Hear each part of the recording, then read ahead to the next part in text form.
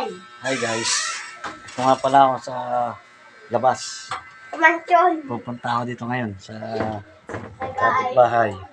Dito nga wala siya sa mansyon. Yun po. Yun po ang aming labas ng sikinita. Yun po. Yun po ang aming tambayan ng araw. Yung kami ng ayaw. Ayun po si Tracy, bata ng bata. Si Aya. Kaya to.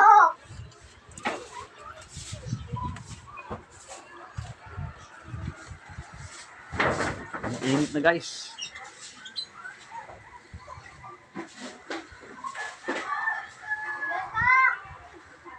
Yun po. Ito po yung